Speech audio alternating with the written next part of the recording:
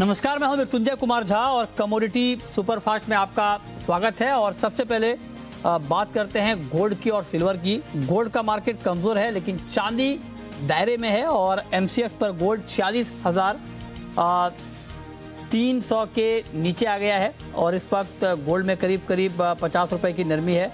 चांदी का भाव रेंज में ट्रेड करता हुआ दिख रहा है। इसके अलावा कच्चा तेल नीचे है और एमसीएक्स पर क्रूड में 45 रुपए की नरमी है, 5525 के आसपास है एमसीएक्स पर क्रूड का भाव।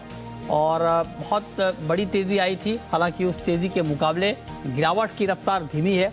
4 अक्टूबर को यानी मंडे को ओपेक और गैर ओपेक देशों की मीटिंग है आगे उत्पादन के मसले पर। इसके अलावा सोयाबीन और मस्टर्ड में बहुत तेज़ गिरावट आई है। सोयाबीन का वायदा 5500 के नीचे आ गया है और 3.5% के आसपास की गिरावट है सोयाबीन में और मस्टर्ड में भी करीब 2% तक दाम गिर गए हैं। इसके अलावा ग्वार में भी कमजोरी है और ग्वार में आप अगर देखें तो बहुत ज़्यादा उतार चढ़ाव का माहौल पिछले कुछ दिनों में दिखा है। आज ग्वार सीड का वायदा 1.5% और ग्वारगम का वायदा 1% से ज़्यादा लुढ़का है। इसके अलावा आईएमडी की तरफ से ये कहा गया है कि 6 अक्टूबर से यानी अगले हफ्ते से मानसून की विदाई शुरू हो जाएगी, विड्रॉल शुरू हो जाएगा और उत्तर पश्चिम भारत के कुछ हिस्सों से लौटने की शुरुआत होगी। 60 साल में दूसरी बार इतनी देरी से मानसून की वापसी होगी। आमतौर पर 17 सितंबर से मानसून की विदाई शुरू हो जाती है। चलिए, तो ये 5 खबरें हैं इस वक्त की और इन 5 खबरों के बाद अब बात करते हैं 5 ट्रेडिंग कॉल्स की। बताने के लिए राजीव कपूर हैं हमारे साथ ट्रस्ट लाइन के। राजीव जी, बहुत स्वागत है आपका। गोल्ड से शुरुआत करते हैं, क्या किया जाए गोल्ड में सर? गुड आफ्टरनून मृत्युंजय जी। मुझे लगता है गोल्ड में मृत्युंजय जी बढ़त बढ़ सकती है यहाँ से और मेरी राय में अराउंड 46,250 के आसपास में खरीदारी करनी चाहिए और मृत्युंजय जी स्टॉप लॉस मेंटेन करना चाहिए 46,050 का। 46,600 तक का स्तर जो है मार्केट शाम के सत्र में टच कर सकता है। क्रूड पर आपका व्यू क्या है? क्या कच्चा तेल भी चूंकि आज नीचे है, दबाव में है, क्या क्रूड का मार्केट और नीचे जाएगा? बेचना चाहिए क्या कच्चा तेल? जी मृत्युंजय जी, कल भी क्रूड ने एक महत्वपूर्ण रेसिस्टेंस था अराउंड 5650 के आसपास, वहां से फिसलन दिखाई थी शाम के सत्र में भी। तो मुझे लगता है कि बाजार 5500 के स्तर को भी नीचे में ब्रेक कर सकता है। 5560 पर बेच के चलना चाहिए 5610 के स्टॉप लॉस से। 5480 मृत्युंजय जी मुझे डाउनसाइड दिखता है। नेचुरल गैस में बहुत बड़ी तेजी का माहौल बना। आज भी मार्केट ऊपर है, करीब 2%, 436 के ऊपर है।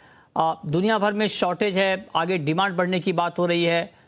क्या आपको लगता है कि ऐसे में इस लेवल पे भी बाइंग करना रिस्की नहीं है नेचुरल गैस में?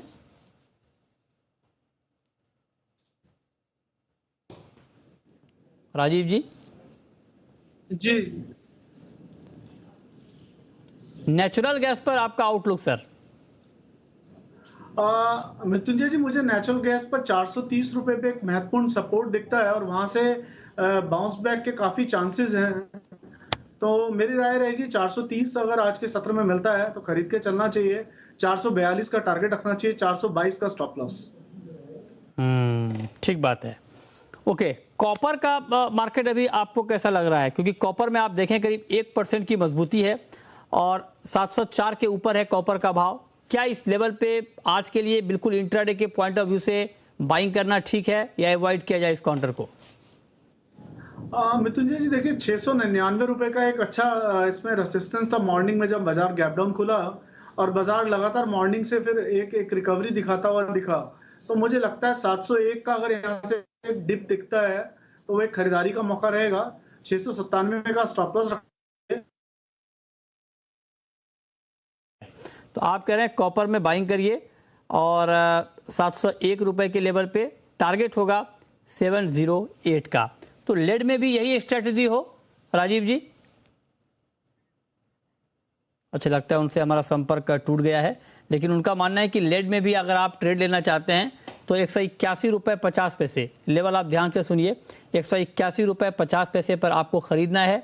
टारगेट होगा 184 रुपये का और स्टॉप लॉस आप 180 रुपये के स्तर पर लेड में लगा सकते हैं। तो ये 5 कॉल इस वक्त की जहां पर आपके लिए ट्रेड करने के मौके बनेंगे, ट्रेड आप कर सकते हैं। लेकिन हाँ, जो भी आप ट्रेड लें स्टॉप लॉस जरूर लगाएं। लेकिन क्रूड की हमने बात की और क्रूड पर आपको जानना इसलिए भी ज़रूरी है क्योंकि क्रूड का मार्केट आज देखिए आप करीब 0.25% नीचे है और 5,528 के स्तर पर है। क्रूड के लिए मंडे का दिन बहुत महत्वपूर्ण होगा क्योंकि मंडे को ओपेक और गैर ओपेक देशों की मीटिंग है और उस बैठक में इस बात पर चर्चा होगी कि नवंबर और दिसंबर में कितना उत्पादन बढ़ाया जाएगा। अभी जो रोज का उत्पादन है वो 4 लाख बैरल बढ़ाया गया था, पिछली मीटिंग में यह फैसला लिया गया था। तो अब सवाल यह है कि क्या 4 लाख बैरल से ज़्यादा की बढ़ोतरी होगी डिमांड को देखते हुए, प्राइस को देखते हुए, या इसी कोटे को आगे कंटिन्यू रखा जाएगा। ये एक बहुत बड़ा फैक्टर होगा। हालांकि उससे पहले अलग अलग तरह की खबरें आ रही हैं। कुछ एक्सपर्ट कह रहे हैं कि 4 लाख बैरल बढ़ सकता है, कुछ का मानना है कि 8 लाख बैरल की बढ़ोतरी पर भी चर्चा या फैसला हो सकता है क्योंकि डिमांड बहुत है और प्राइस 3 साल की ऊंचाई के आसपास है। तो राजीव जी आप बताएं कि मंडे के इवेंट को ध्यान में रखते हुए कोई पोजिशनल ट्रेड अभी क्रूड में लें या मंडे तक का वेट किया जाए? मृत्युंजय जी देखिए, इतना महत्वपूर्ण इवेंट है तो मैं एडवाइस करूंगा मंडे तक का वेट करें, इवेंट को अनफोल्ड होने दें।